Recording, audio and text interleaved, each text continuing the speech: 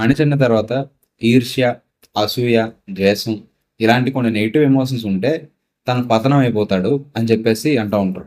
So శత్రువును కూడా ప్రేమించేంత గొప్ప హృదయం ఒక మనిషి కలిగి ఉండాలి అని చెప్పేసి అంటూ ఉంటారు అనమాట. ఇది నిజమే.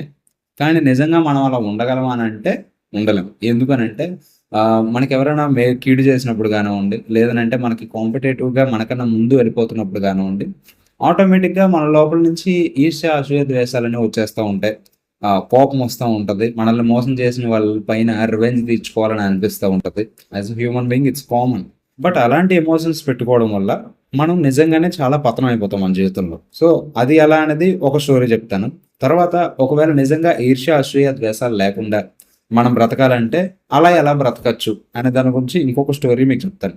ఈ 2 స్టోరీస్ మీరు విన్న తర్వాత ఒకవేళ మీలో గనక ఈ ఈర్ష్య, అసూయ, ద్వేషాలు లాంటివి ఉంటే ఈ రోజు నుంచి మీరు వాటిని గుడ్ క్వాలిటీస్ కింద కన్వర్ట్ చేసుకునే ఛాన్సెస్ అనేవి చాలా ఎక్కువ ఉంటాయన్నమాట.